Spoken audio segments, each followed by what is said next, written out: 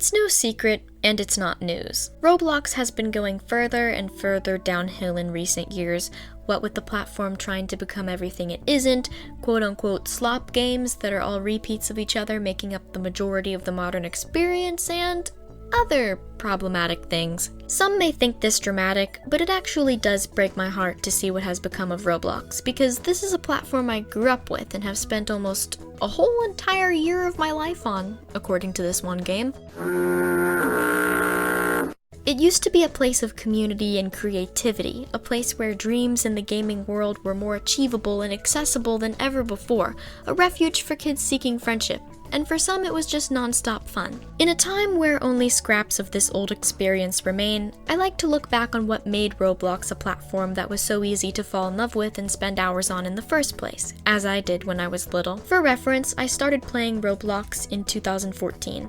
I never thought that this earned me veteran status, but just go on one Roblox nostalgia related video on Instagram and you'll find comment after comment saying that Jailbreak or MeepCity were the zenith of the platform, the golden age that earns you a veteran status if you were present during it. I should not be feeling old right now, but I am. Regardless, we all have our experiences and our nostalgia associated with this platform. And for me, this nostalgia wouldn't be possible without a select number of games that defined my Roblox experience as a kid. I absolutely had to start this video with the very first game I ever played on Roblox. This was before I knew Roblox was a platform. I thought this was all the game was for a few days. If you were present on Roblox in the early 2010s, I can almost guarantee that you had played at least one of these. If it wasn't red versus blue blimps, it was girls versus boys treehouses or castles or something. Either way, the point of all of these games was simply to destroy the other team with missiles and various dangerous weapons. No matter what era of Roblox, the children always crave war. This is one of the universal truths. The footage playing in the background is my brother's, some of it from only a few days after we opened our accounts. I'm not exactly sure why he started exploding his own team's blimps, but here's a shot of me calling someone a noob. This game, and others like it because there were a lot of them, really summarize the magic of old Roblox. It's a game with such a simple mechanic and idea, yet you could spend hours of your life on it. And I did, for days, until I was on the main page of the game one day, and I noticed the word games in the upper left corner. I asked my dad if I could click on it, and lo and behold, the entire world of Roblox stretched before me. The moment I realized that Roblox was all of these games, I was instantly enamored and eager to explore the rest of this massive world.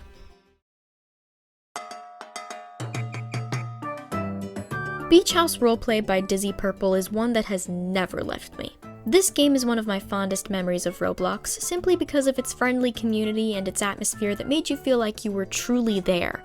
Whether you were hanging out in your custom-colored room, racing others in the pool, concocting a gorgeous avatar, dancing at the disco, or just simply relaxing to the never-ending music, this game was a vibe.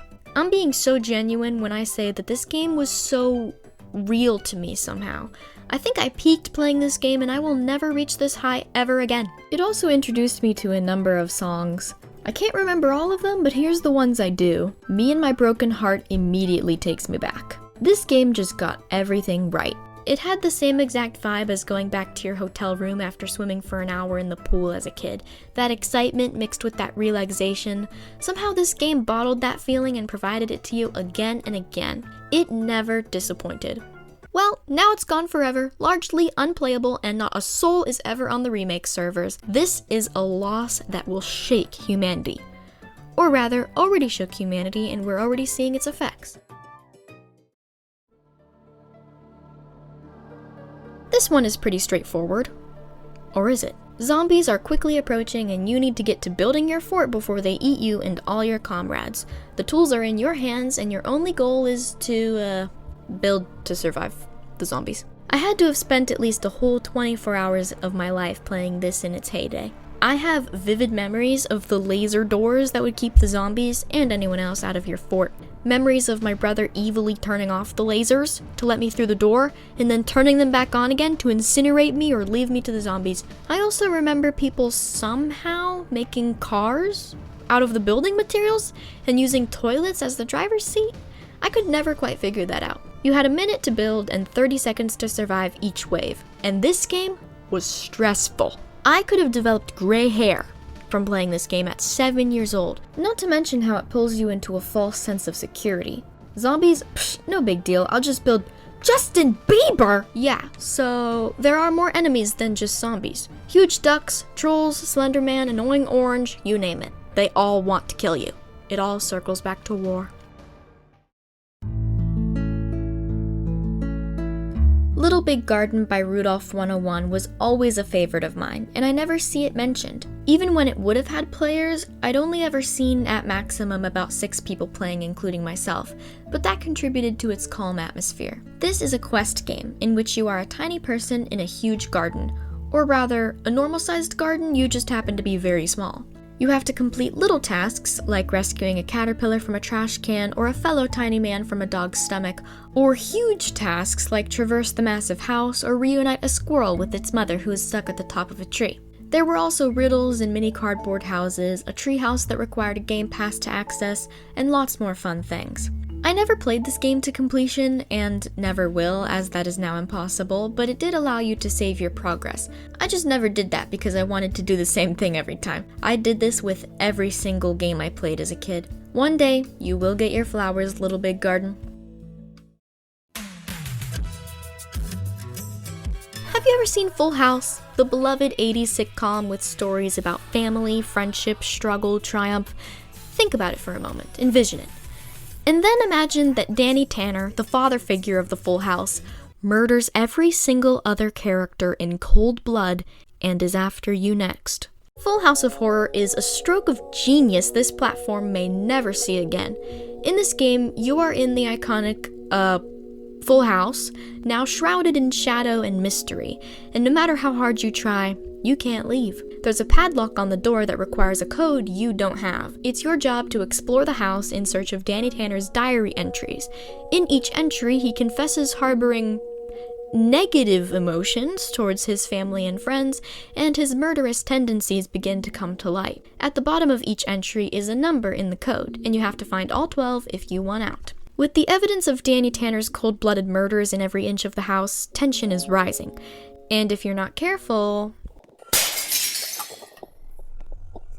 Oh, he got stuck already. He gets stuck on walls a lot, so the tension doesn't remain the whole time, but this game has some genuine horror to it. It's so eerily silent, and Danny Tanner himself is just horrifying. But I have a theory about this game. I am almost 100% positive that the creator of this horror-filled experience, Comic Storian, made this game to make one genius joke. If you are unlucky and get caught by Danny Tanner, the words across your screen read, "He's everywhere you look." I have encountered few things more brilliant than this decision, and there's no way it was a mere coincidence.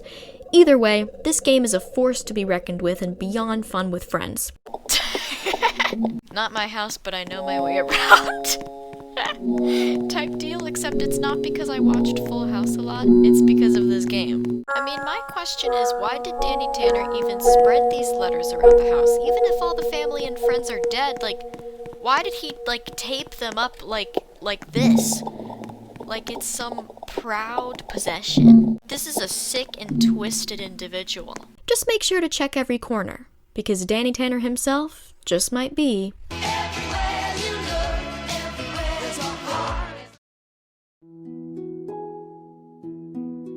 Christmas Rush by Tiger Code is my absolute favorite Roblox game, and has been for almost 12 years now, which is wild, and I bring great news. It gets updates, is still playable, and is more fun than ever before. In this game, you are one of Santa's elves at the North Pole, and you and all the other elves are responsible for making a hoard of toys before Christmas comes.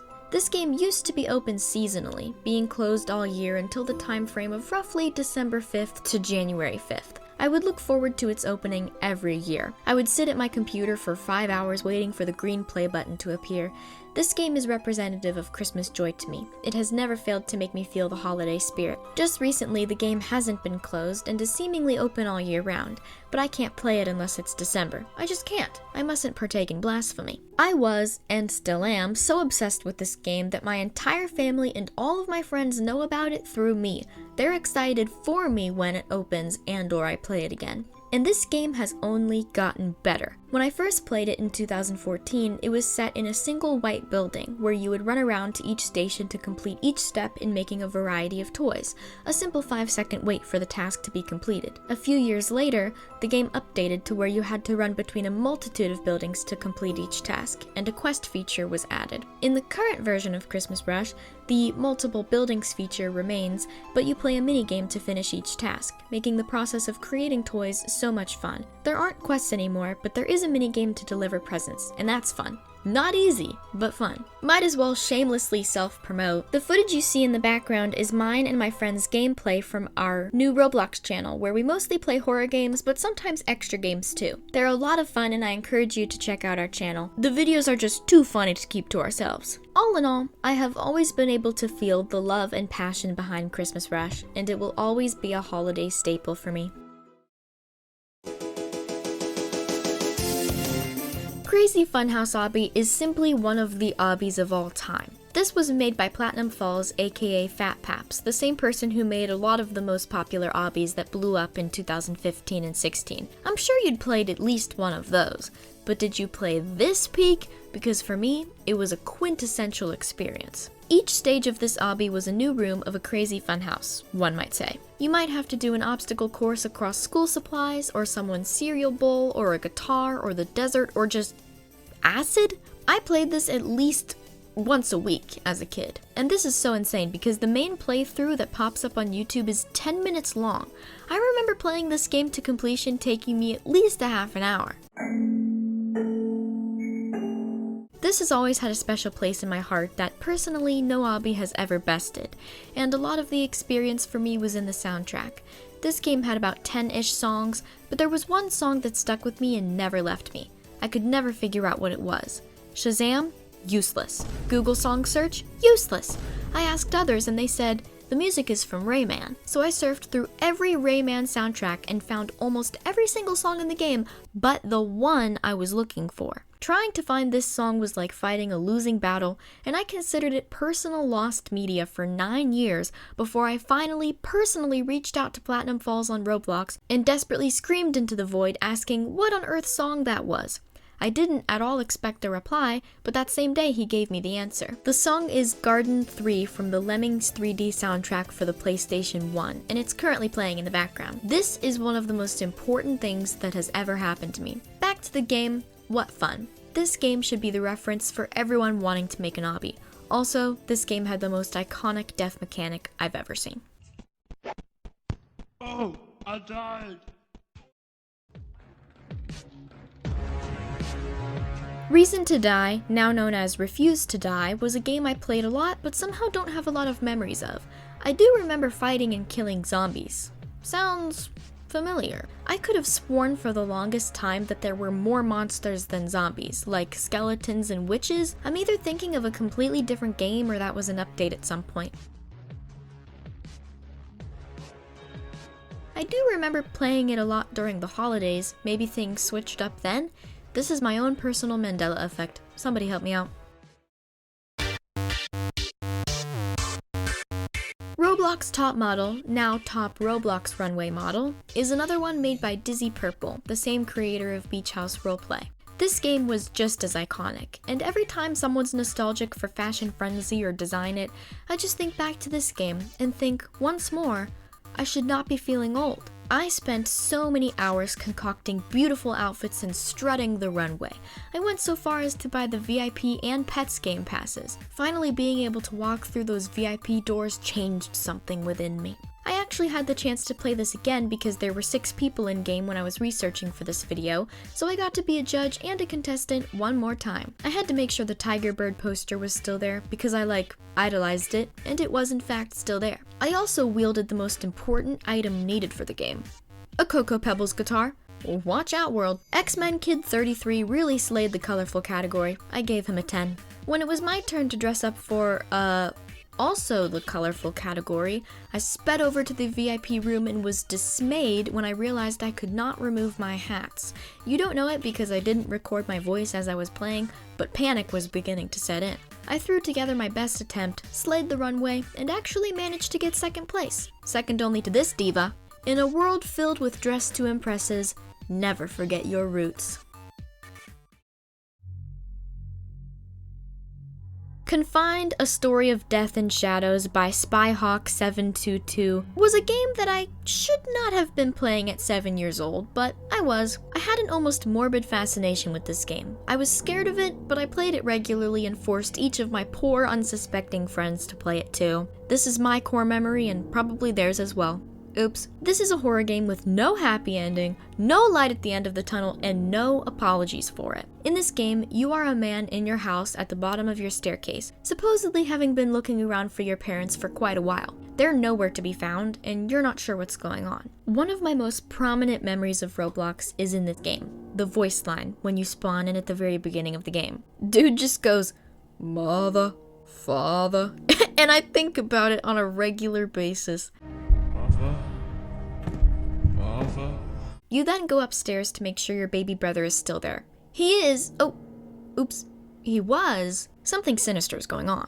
There's a lot of aimless wandering, and when you enter a particular hallway, this shadow of what I've always thought looked like a lamp on top of a nightstand speeds straight at you. This scared me so badly when I was a kid that I think I fell out of my chair. The most tense part of the game is when you're chased by a massive shadow that corners you in a room where you have to push the bed up to the window to climb out to safety. And then, like any brilliant scholar, you go right back in the house. Eventually, you find both of your parents dead in gruesome ways, and the game ends with a very dark message about death being inescapable. This game just left you with a feeling of hopelessness and what did I just play? And then me, because I was 7 years old, I just went straight back to playing with my stuffed animals after that dismal message. This is truly the duality of life.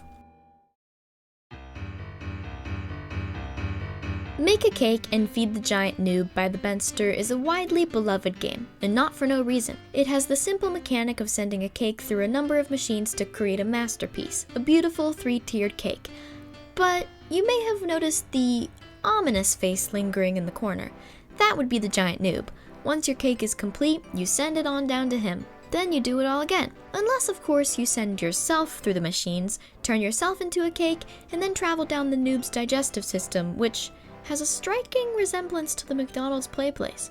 Then you can do it again, and again. Endless fun is all I'm hearing. The world is your oyster. And of course, the sequel, Make a Cake, Back for Seconds. When that came out, I was little and took everything literally. I'd never heard the term back for seconds pertaining to food. I thought it meant that the game was only going to be up for a few seconds. Let's just say that that first playing session of the game was panic-filled for no good reason. Once everyone let me know I was a dunce and explained it to me, I thoroughly enjoyed my time and have since then. This song playing in the background, it gets stuck in my head once a week. I also played both games for this video. The first game was nice and peaceful, no chaos. The second game, let me give you a recap. I joined in and tried to make an actual cake, but I was put off by the mysterious brown spots on the floor. This place also conveniently doesn't have a seal of approval from OSHA. When I got to the end of the mixing section, there was a lady absolutely swimming in the cakes. Baffled and frankly disgusted, I abandoned my cake and decided to go through the machines myself. Everyone else was, after all. We are all victims of the bandwagon appeal. After getting baked, I myself was swimming in no less than 25 cakes, some of which were people. Someone in this place had a business to run. I don't know who, but there are some people who were better off not putting a face to a name. I decided to make myself randomized, as in, I wasn't sure what kind of cake I would become, but I did not come out a cake. I became a pie somehow. I didn't even know this could happen. When I got my randomized toppings, it seemed like bacon was raining down upon me, but when I left the machine, the bacon mysteriously had become motherboards, something that should never be on a pie, only second to bacon. Then when the noob ate me, I proceeded to do some gnarly parkour in the sewage system to the song Sewer Slide. I bowled over some pins and finally ended up in a mysterious rainbow hole before respawning. Is anyone else overwhelmed? I'm a big fan of when creators want to update their game, but they don't want to erase the past, so they keep the original game up while simply making a second game to house all of their desired updates. Both games are still played today. Make a Cake and Feed the Giant Noob, you will always be important. Framed by PA00 is a game with undeniable vibes. You go into this game hoping it meets expectations, and it absolutely does. This and Beach House Roleplay both have stellar vibes that entrance you with their atmosphere in completely different ways. I firmly believe that this is one of the best games on the platform. In this game, you can take on one of 3 roles. The main role is being a framed, where you are the attendee at some hoity-toity event and you have a target you need to eliminate, identifiable by only their face and skin color. It's your job to find and end that person without getting caught. But of course, where you have a target, you are someone else's target. So while you are busy hunting beneath the police's noses, you are being hunted at the same time. It's a game of staying wary and vigilant and probably stressing badly. I speak from personal experience. Crap. It's not what I meant to do. I tried to shoot him. Don't get near me. There's glass separating me and the police, and I do not feel safe with that. You can also be one of 2 cops. Your job is just to kill any framed with a weapon out. And the final role, the loneliest, as there is only one of you, is an undercover. You look like a framed, but you are really a cop. Show your badge to the cops to let them know who you are, without accidentally showing a framed, and also get any framed with a weapon out. The framed aren't hunting you, but if they clock your true identity, it's over. No matter what role you're in, this game is a blast. There are many fun maps and settings, and the soundtrack is stellar.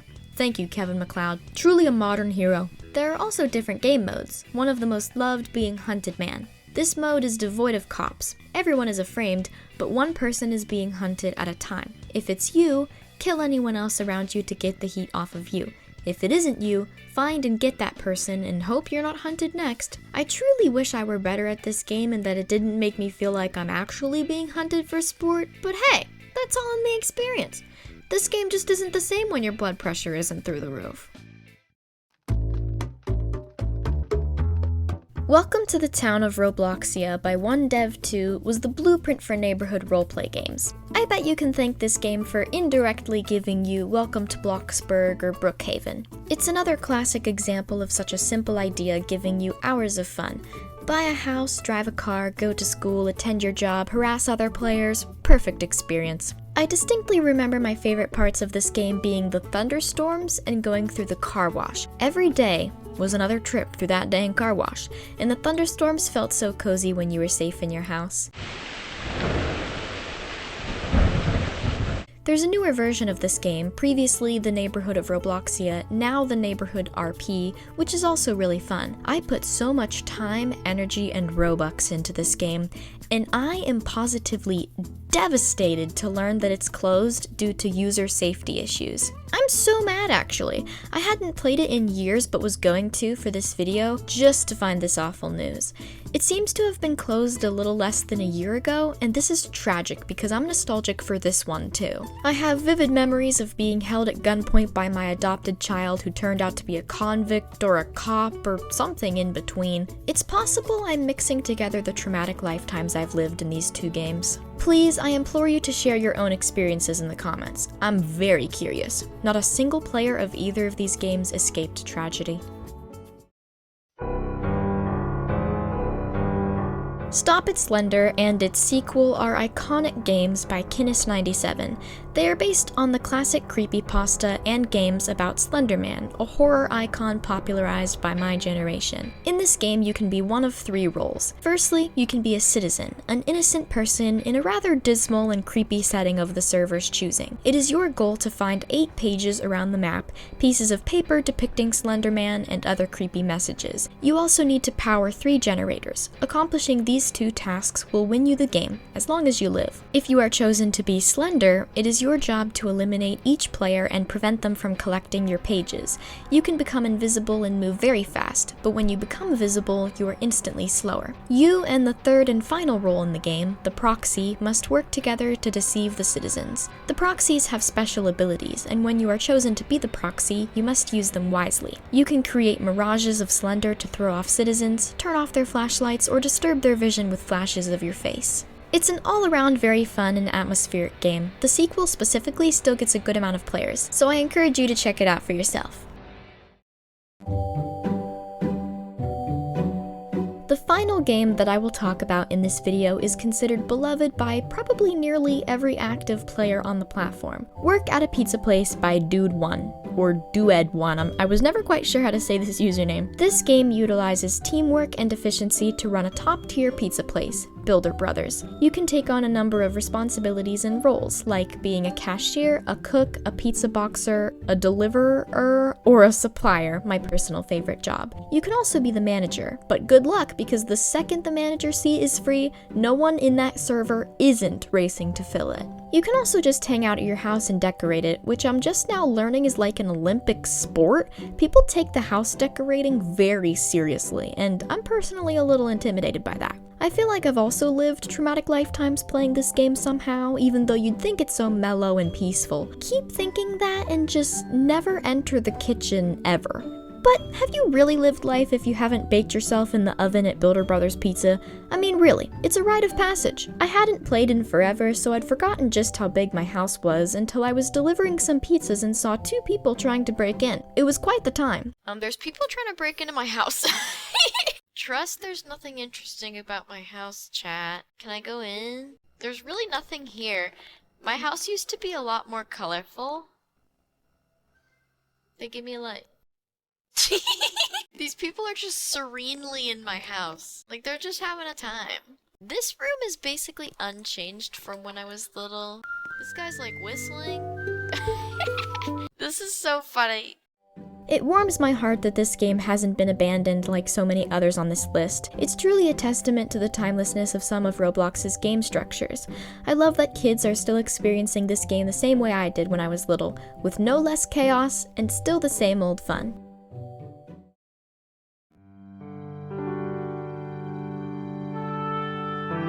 Roblox, no matter how much it has been disappointing all of us in recent years, still has never lost its place in my heart, and in many other players. While we may never get back those old times where this platform was a community rather than a corporation, I'm happy it's still here.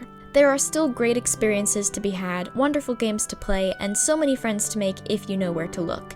And how to do it somehow with all of Roblox's attempts at moderation and quote-unquote child safety. But you know what? Some of these games will never stop being a refuge, and a good number of the ones I mentioned today are still played, so you can relive them time and time again. Nothing quite replaces the feeling of running into your house after school and hopping on Roblox. Thank you, Roblox, for providing a platform where so many different kinds of people from all walks of life can simply get together and have fun. Thank you to the game creators who craft these experiences so carefully and are still at it today. And thank you to the player base for remaining positive through all the motions this platform has gone through, and for being some great friends to me throughout the years. And a special shout out to the Roblox library community. If you've made it this far, thank you for watching. There are so many games I could talk about, so I'll definitely be making more than one part of this. Here's a short list of some games I want to talk about next time. There are a lot. And please, feel free to comment your own experiences with Roblox or recommend me some games to talk about.